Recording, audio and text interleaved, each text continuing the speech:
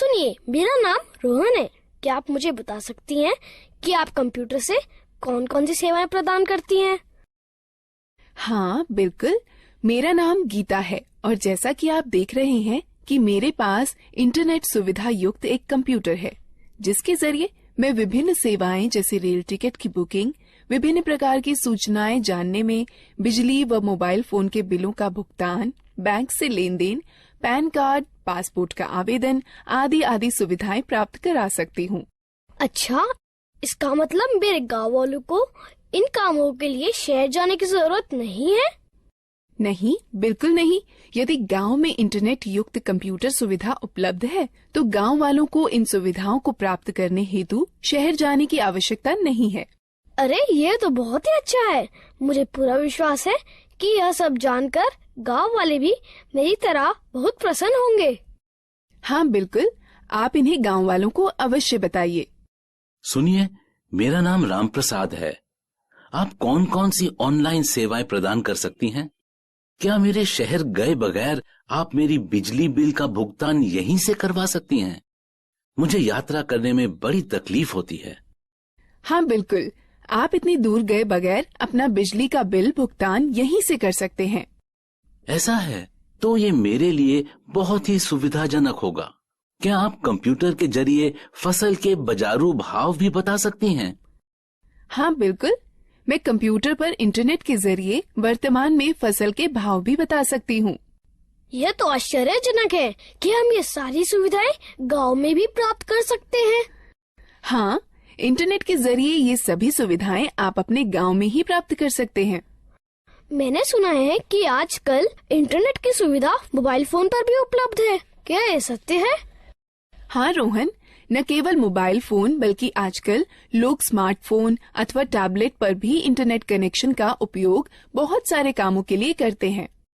यह सब सुनने में बहुत रुचिकर लगता है। क्या आप मुझे कंप्यूटर, स्मार्टफोन और टैबलेट के बारे में सिखा सकती हैं? बिल्कुल रोहन, कृपया बैठ जाइए।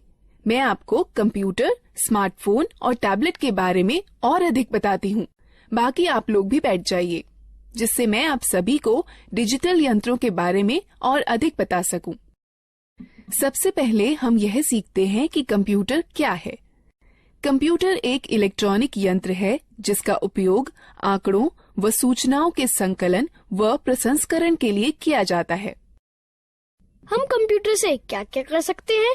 कंप्यूटर के जरिए मीलों दूर रहने वाले परिवार के सदस्यों व मित्रों से जुड़ा जा सकता है। रेल टिकट बुक कराए जा सकते हैं, बैंक खाते में लेन देन किया जा सकता है, सूचनाएं एकत्रित की जा सकती हैं, खेल खेले जा सकते हैं, गाने सुने जा सकते हैं और सिनेमा पिक्चर देखी जा सकती है। अब हम कंप्यूटर व उसके विभिन्न हिस्सों के बारे में सीखते हैं। प्रदर्शित कंप्यूटर दो भागों में विभाजित होता है, हार्डवेयर और सॉफ्टवेयर।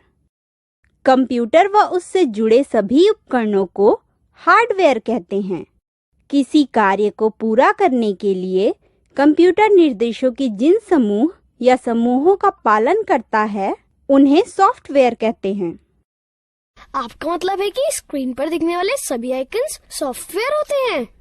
हाँ रोहन, सॉफ्टवेयर कंप्यूटर में प्रोग्राम होते हैं जिनसे हम भांति भांति के काम करते हैं। अब हमें विभिन्न उपकरणों के विषय में जानना चाहिए जिनसे कंप्यूटर बनता है। कंप्यूटर के 3 अंग होते हैं। पहला इनपुट डिवाइस, दूसरा प्रोसेसिंग डिवाइस, तीसरा आउटपुट डिवाइस। जैसे एक ट्रैक्टर को चलने के लिए डीजल अथवा पेट्रोल की आवश्यकता होती है, ठीक उसी तरह कंप्यूटर में डाटा भरने, निर्देश अथवा सूचनाएं संकलित कर विभिन्न कार्य करने के लिए उपकरणों की आवश्यकता होती है। कंप्यूटर में डाटा भरने, निर्देश अथवा सूचनाएं संकलित करने के लिए जिन उपकरणों का प्रयोग किया जाता है, उन्हें इनपुट डिवाइस कहते हैं।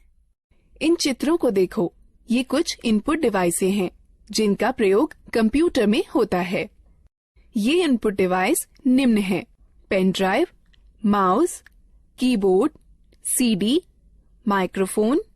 कीबोर्ड और माउस प्राथमिक इनपुट डिवाइसें हैं। यह बिल्कुल टाइपराइटर के कीबोर्ड की तरह दिखता है। हाँ, इसमें कुछ अतिरिक्त बटन अवश्य है। सामान्य कीबोर्ड के बटनों के साथ इसमें कुछ अंक एवं विशेष बटन अवश्य होते हैं। क्या आप मुझे बताएंगी कि इन विशेष बटनों का प्रयोग किस लिए किया जाता है?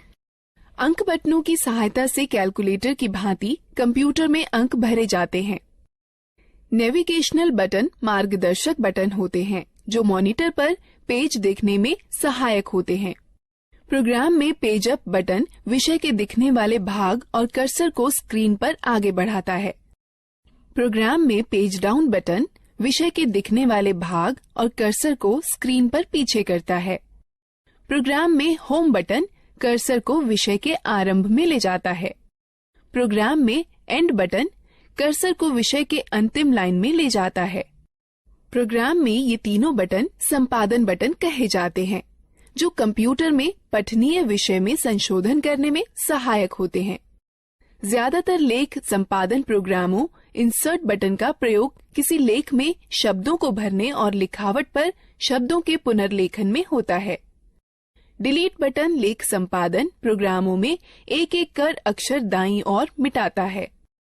बैकस्पेस बटन लेख संपादन प्रोग्रामों में एक एक कर अक्षर बाईं ओर मिटाता है। ये 4 बटन किस काम के लिए प्रयोग किए जाते हैं? ये चारों बटन दिशा निर्देशक बटन कहलाते हैं। ज्यादातर लेख संपादन प्रोग्रामों में ऊपर की तरफ तीर के निशान वाला बटन कर्सर को स्क्रीन पर ऊपर की ओर ले जाता है। ज्यादातर लेख संपादन प्रोग्रामों में नीचे की तरफ तीर के निशान वाला बटन कर्सर को स्क्रीन पर नीचे की ओर ले जाता है। ज्यादातर लेख संपादन प्रोग्रामों में बाईं की तरफ तीर के निशान वाला बटन कर्सर को स्क्रीन पर बाईं की ओर ले जाता है। ज्यादातर लेख संपादन प्रोग्रामों में दाईं की तरफ तीर के निशान वाला बटन कर्सर को स्क्रीन पर दाईं की ओर ले जाता है। क्या तुम F1 से F12 तक के बटनों को देख रहे हो? यह बटन फंक्शन बटन कहलाते हैं। यह बटन कंप्यूटर पर सक्रिय प्रोग्राम के अनुसार निर्दिष्ट किए गए विशेष कार्य को निष्पादित करते हैं। ज्यादातर प्रोग्रामों में एस्केप बटन चल रही प्रक्रिया समाप्त कर देता है। कंट्रोल और अल्टरनेट बटन क्रिया परिवर्तन बटन है जो ज्यादातर प्रोग्रामों में विशिष्ट कार्य और माउस की क्रिया को या तो परिवर्तित कर देते हैं या तो बढ़ा देते हैं। विंडो बटन विंडोज के स्टार्ट मेनू को सक्रिय कर देता है। यह बिल्कुल वैसे ही होता है जैसे कि टास्क बार के स्टार्ट बटन पर क्लिक करने से होता है। अब तक हमने कीबोर्ड के विभिन्न बटनों के बारे में सीखा। अब हम माउस के बारे में सीखते हैं। माउस एक दिखाने, निर्देशन करने वाला यंत्र है जिसका प्रयोग कंप्यूटर स्क्रीन पर दिखने वाले विषय आइकन्स को इंगित कर उनसे परस्पर संबंध बनाने में होता है। आप देखेंगे कि जैसे ही माउस चलाया जाता है वैसे ही माउस चलाए जाने की दिशा में एक छोटा तीर स्क्रीन पर चलता है। इस तीर को पॉइंटर कहते हैं। पॉइंटर की सहायता से कंप्यूटर को प्रक्रिया के लिए डाटा व निर्देश उपलब्ध कराए जा सकते हैं। माउस पर 2 बटन भी होते हैं, बायां बटन और दायां बटन। माउस के दोनों बटनों के बीच में एक घूमने वाला चक्का भी होता है जिसकी मदद से प्रलेख या डॉक्यूमेंट और वेब पेज पर आसानी से चला जा सकता है। ये माउस द्वारा किए जा सकने वाले कुछ कार्य हैं। माउस के बाएं बटन को एक बार दबाकर स्क्रीन पर किसी प्रोग्राम को चुना जा सकता है। माउस के बाएं बटन को लगातार 2 बार बिना किसी अंतराल के दबाकर क्लिक कर किसी प्रोग्राम के अंदर प्रवेश किया जा सकता है। माउस के दाएं बटन को दबाए जाने पर इंडेक्स मेनू खुलेगा। घूमने वाला चक्का स्क्रीन पर पेज को ऊपर नीचे खिसकाने में हमारी सहायता करता है। जिस तरह दानों से भूसी निकालने या गेहूं को पीसने में ग्राइंडिंग मिल एक प्रोसेसिंग मशीन की तरह काम करती है, उसी तरह कंप्यूटर में वह यंत्र जो डाटा संग्रहण और संरक्षण को नियंत्रित करते हैं वह प्रोसेसिंग डिवाइस कहलाते हैं। कंप्यूटर प्रोसेसर या सीपीयू प्रोसेस की जाती है, फिर कंप्यूटर की मेमोरी या आरएएम में संरक्षित की जाती है। जिस तरह अनाज और भूसे को अलग अलग करने वाला थ्रेशर एक आउटपुट मशीन है, उसी तरह कंप्यूटर के साथ परिणाम को दिखाने के लिए जो यंत्र प्रयोग में लाए जाते हैं उन्हें आउटपुट यंत्र कहते हैं। मॉनिटर एक बहुत ही सामान्य आउटपुट यंत्र है। मॉनिटर स्क्रीन है जिसका प्रयोग आउटपुट जैसे शब्दों, अंकों व चित्रों को देखने में होता है। मॉनिटर दो तरह के होते हैं, कैथोड रे ट्यूब और flat panel display. Printer computer से प्रसंस्कृत डाटा लेता है जिसे सॉफ्ट कॉपी कहते हैं और उसे छापकर निकालता है जिसे हार्ड कॉपी कहते हैं। कंप्यूटर पर दिखने वाले किसी चित्र या लेख को सॉफ्ट कॉपी कहते हैं तथा उसी के छपे हुए को हार्ड कॉपी कहते हैं। प्रिंटर तीन तरह के होते हैं, इंकजेट प्रिंटर, लेजर प्रिंटर और डॉट मैट्रिक्स प्रिंटर। स्पीकर एक आउटपुट यंत्र जिसके द्वारा हम आवाज सुनते हैं। स्पीकर के बिना हम गाने अथवा आवाज विषयों आदि को सुन नहीं सकते। हेडफोन कंप्यूटर से आवाज आउटपुट देता है। ये स्पीकर की तरह होते हैं किंतु इन्हें कानों पर पहना जाता है, इसलिए एक समय में केवल एक ही व्यक्ति आउटपुट सुन सकता है। प्रोजेक्टर एक आउटपुट यंत्र है जिससे किसी लेख या चित्र को समतल स्क्रीन पर दिखाया जाता है। अधिकतर प्रोजेक्टर का प्रयोग सम्मेलनों में या प्रस्तुतिकरण में होता है जिसके द्वारा प्रदर्शित होने वाले कई लोग एक साथ देख सकते हैं। अब तक हमने कई तरह की इनपुट प्रोसेसिंग व आउटपुट डिवाइसों के बारे में जाना है। अब हम लोग मजेदार गतिविधि में भाग लेंगे। दीदी, कंप्यूटर सारा डाटा कहाँ संचित करता है? जिस तरह तुम्हारा दिमाग बहुत सी आवश्यक चीजों को याद रखने में तुम्हारी मदद करता है, उसी तरह कंप्यूटर डाटा संचित करता है जिसे कंप्यूटर मेमोरी कहते हैं। कंप्यूटर की मेमोरी दो तरह की होती है, प्राथमिक अथवा मुख्य मेमोरी और द्वितीयक मेमोरी। मुख्य प्राथमिक मेमोरी बहुत तेज है, इसे रैम कहते हैं। इसका अर्थ रैंडम एक्सेस मेमोरी अथवा रैम होता है। कंप्यूटर की गति रैम पर निर्भर करती है। डाटा और निर्देश मुख्य मेमोरी में संचित रहते हैं, जहां से ये प्रोसेस कर रिजल्ट प्राप्त करने के लिए सीपीयू में पुनः प्राप्त किए जा सकते हैं। रैम वह मेमोरी होती है जहां सारे प्रोग्राम संचित किए जाते हैं। कंप्यूटर की गति रैम पर निर्भर होती है। कैश मेमोरी वह मेमोरी है जो रैम का अंग होती है और प्रोसेसर के बहुत पास होती है। इसका प्रयोग प्रोसेसिंग गति को सुधारने में किया जाता है। प्राथमिक मेमोरी सीमित होती है, इसलिए असीमित डाटा को सुरक्षित करने के लिए द्वितीयक मेमोरी का प्रयोग करते हैं। चूंकि कंप्यूटर द्वितीयक मेमोरी पर सुरक्षित डाटा को सीधे प्रोसेस नहीं कर सकता, अतः प्रोसेस करने के लिए पहले रैम पर उसकी नकल तैयार की जाती है। ये कुछ डिवाइस हैं जो द्वितीयक मेमोरी की तरह कार्य करती हैं, पेन ड्राइव, हार्ड डिस्क और डीवीडी। तो एक कंप्यूटर डाटा को अपनी मेमोरी में कैसे सुरक्षित करता है? कंप्यूटर सभी सूचनाएं केवल दो अंकों 0 और 1 में संचित करता है। एक अकेली बाइनरी डिजिट अर्थात 1 अथवा 1 0 को बिट कहते हैं। 8 बिट्स के ग्रुप को एक बाइट कहते हैं। इस सारणी को देखो, इसमें बिट्स और बाइट्स के बीच के संबंध को दिखाता है। निर्देश जो कार्य पूरा करने और हार्डवेयर को नियंत्रित करने के लिए प्रयोग किए जाते हैं, सॉफ्टवेयर कहलाते हैं। सॉफ्टवेयर प्रोग्राम्स निर्देशों का योजनाबद्ध क्रमवार समूह है जो कंप्यूटर को निर्देशित करते हैं कि क्या करना है और कैसे करना है। सॉफ्टवेयर दो प्रकार के होते हैं, एप्लीकेशन सॉफ्टवेयर और सिस्टम सॉफ्टवेयर। एप्लीकेशन सॉफ्टवेयर वो प्रोग्राम होते हैं जो उपयोगकर्ता को कंप्यूटर में विशिष्ट कार्य को पूरा करने में मदद करते हैं।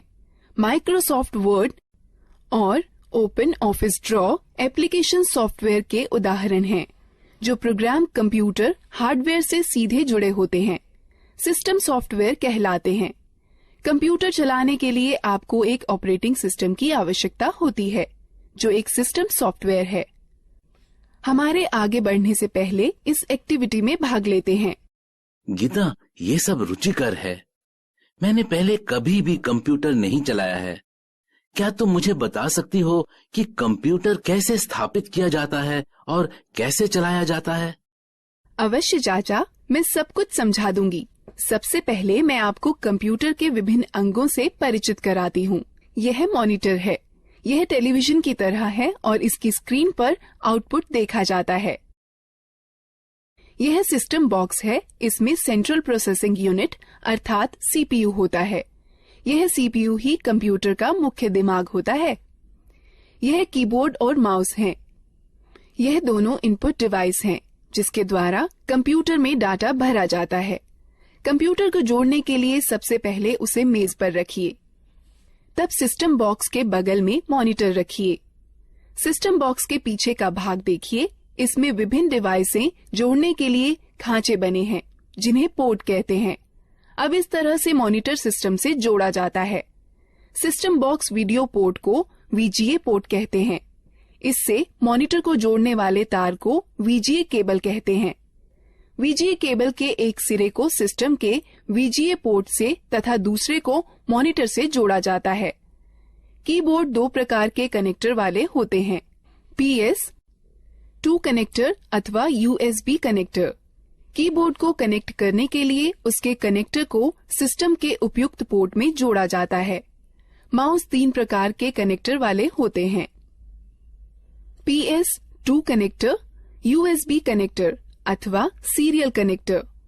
माउस को कनेक्ट करने के लिए उसके कनेक्टर को सिस्टम के उपयुक्त पोर्ट में जोड़ा जाता है।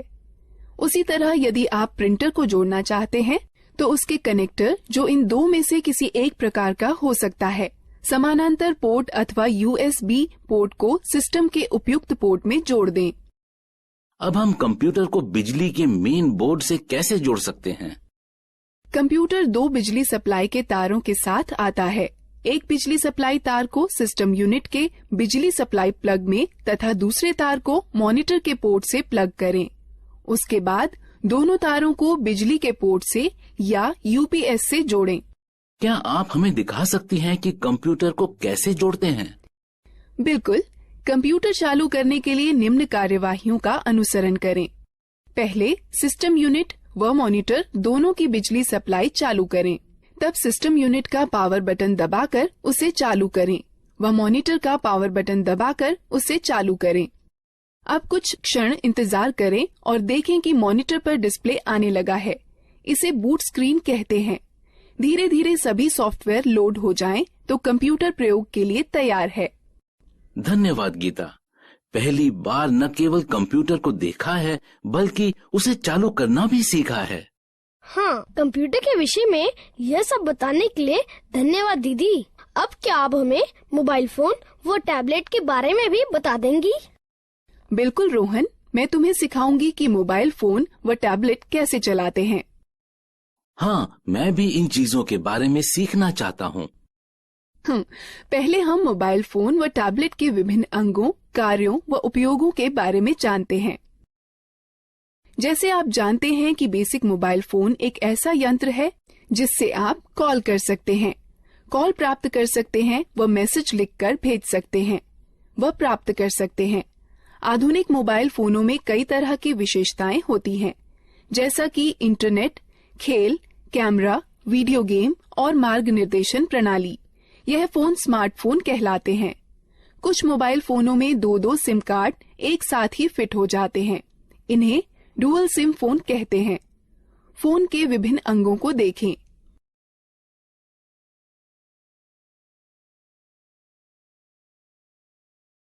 गीता, क्या तुम मुझे दिखा सकती हो कि फोन में सिम व बैटरी कैसे डालते हैं? बिल्कुल, बस निम्न प्रक्रियाओं का अनुसरण करें। पहला, फोन को स्विच ऑफ कर दें और पीछे का कवर निकाल दें। उसके बाद फोन की बैटरी निकाल दें। तब सिम खांचे में सिम डाल दें। अंत में बैटरी व कवर पुनः लगा दें और फोन को चालू करें। धन्यवाद गीता। मुझे फोन की बैटरी चार्ज करने में भी समस्या होती है। चिंता न करें, बस निम्न प्रक्रियाओं का अनुसरण करें। पहला, चार्जर को दीवार पर बिजली के बोर्ड में लगाएं। तब चार्जर को फोन में लगाएं। कुछ समय बाद जब मोबाइल बैटरी फुल दिखाए तो पहले चार्जर को फोन से निकालें, फिर दीवार से निकालें। मैं आपको सिखाती हूँ कि फोन के बटनों को लॉक व अनलॉक कैसे किया जाता है। हमें बटनों को लॉक क्यों करना चाहिए? चाचा, जब आप लंबे समय तक फोन का प्रयोग न कर रही हों तो उसे लॉक करके रखना अच्छा होता है। इसकी यह प्रक्रिया है। फोन लॉक करने के सिलेक्ट मेन्यू पर जाइए और स्टार बटन दबाइए। अब ये लॉक कैसे खुलेगा? इसे खोलने के लिए फोन का अनलॉक बटन दबाइए और तब स्टार बटन दबाइए। मेरे पास ये नया मोबाइल है और मुझे यहाँ तक नहीं पता है कि इसकी विशेषताएं कैसे देखें। आप अपने मोबाइल की विशेषताएं देखने के लिए पहले मेनू आइकन छुएं या मेनू बटन दबाएं, जिससे फोन के सारे फीचर दिखाई पड़ने लगेंगे, और पीछे जाने के लिए पीछे आइकॉन को छुएं या बटन को दबाएं। पुनः आरंभ में जाने के लिए होम आइकन को छुएं या बटन को दबाएं। बेसिक फोन अथवा टच स्क्रीन फोन रिंगटोन घंटी बदलने के लिए निम्न प्रक्रिया अपनाएं। बेसिक फोन के लिए पहले मेनू चुनें, फिर सेटिंग, तब टोन चुनें और फिर खिसक कर रिंगटोन पर जाएं। तब गैलरी खोलने के लिए खिसक कर गैलरी पर जाएं, जहां पर कई रिंगटोनों की सूची दिखाई देगी। अब आप अपनी इच्छा अनुसार टोन का चयन कर सकते हैं। टच स्क्रीन फोन रिंगटोन बदलने की प्रक्रिया। पहला, होम आइकन को छुएं, फिर मेनू आइकन को छुएं, फिर पर्सनलाइजेशन सेटिंग्स आइकन को छुएं, फिर सेटिंग आइकन को छुएं, फिर प्रोफाइल सेटिंग आइकन को छुएं, तब रिंगटोन या नोटिफिकेशन रिंगटोन आइकन को छुएं, तब रिंगटोन की सूची में खिसक कर अपनी इच्छानुसार रिंगटोन चुनें, तब ठीक ओके। मैं अपने फोन में अलार्म सेट करना चाहता हूँ। क्या सुबह जल्दी अलार्म सेट करने में आप मेरी मदद कर सकती हैं? निम्न प्रक्रिया से आप स्वयं कर सकते हैं। बेसिक फोन के लिए पहले मेनू में अनुपयोग चुनें, फिर अलार्म घड़ी, उसके पश्चात अलार्म का समय सेट करके सेव चुनें, फिर खिसक कर रिंगटोन पर जाएं। यदि आप अलार्म को दोहराना चाहते हैं तो चयन के विकल्प में जा दोहराना, फिर दिनों का चयन कर संपन्न चुनें। टच स्क्रीन फोन में निम्न प्रक्रिया अपनाएं। पहले मेनू को छुएं, तब घड़ी को छुएं, तब अलार्म को छुएं, अलार्म का समय सेट करके सेव चुनें। दीदी, क्या आप हमें टैबलेट के बारे में बता सकती हैं? हाँ जरूर, मैं अभी बताने ही वाली थी। टैबलेट एक कॉम्पैक्ट डिवाइस है जो एक स्मार्टफोन अथवा एक लैपटॉप अथवा कंप्यूटर की तरह है। आजकल टैबलेट अपने सुविधाजनक आकार और फीचर के सरल उपयोग के कारण बहुत लोकप्रिय हो गए हैं। इनका उपयोग हम इंटरनेट पर ब्राउजर, मेल चेक करना, डाउनलोड और किताबें पढ़ने, गेम खेलने, वीडियो देखने के अलावा संगठक के रूप में किया जा सकता है। टैबलेट विभिन्न प्रकार के होते हैं। यहाँ पर कुछ हैं। बुकलेट टैबलेट पीसी का सबसे सरलतम रूप है, जो किताब की तरह दिखता है। इस डिवाइस के दोनों तरफ डिस्प्ले होता है और इसकी कार्यप्रणाली दोनों तरफ छूने से कार्य करती है। यह हस्तलेख को पहचानने वाला सॉफ्टवेयर होता है, जो तुम्हें स्क्रीन पर वैसे ही लिखने की अनुमति देता है जैसे कि आप पेपर पर लिख सकते हैं।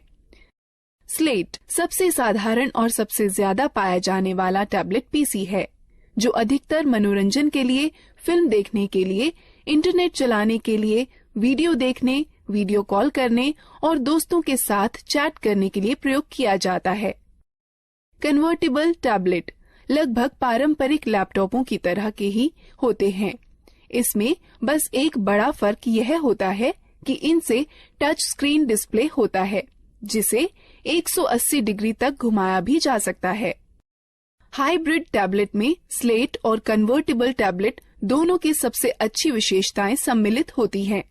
हाइब्रिड टैबलेट अलग हो सकने वाले कीबोर्ड के साथ आते हैं, जो कि दिए गए स्लॉट के जरिए स्लेट पीसी में जोड़कर टैबलेट पीसी में बदले जा सकते हैं।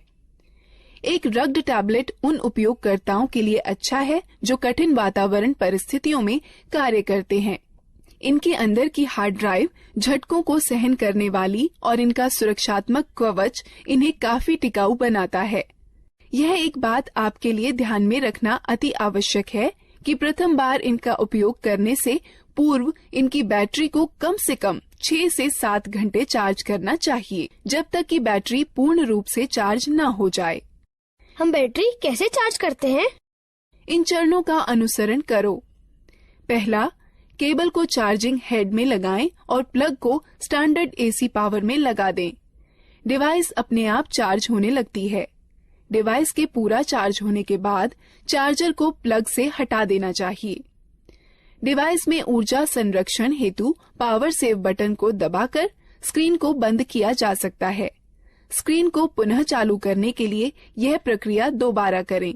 डिवाइस को बंद करने का सही तरीका क्या है? जब आपको डिवाइस बंद करनी हो तो निम्न चरणों का अनुसरण करें। पहले, पावर बटन को कुछ क्षण के लिए दबा कर रखें। तब टैबलेट को बंद करने के लिए मेनू खुलने पर दिखाई देगा। तब पावर ऑफ पर टच कर डिवाइस को बंद करें। एक टैबलेट की होम स्क्रीन एप्लीकेशन फंक्शन मेनू के लिए स्टार्टिंग पॉइंट है। आप अपनी होम स्क्रीन को एप्लीकेशन आइकन्स शॉर्टकट फोल्डर को जोड़ करके कस्टमाइज कर सकते हैं।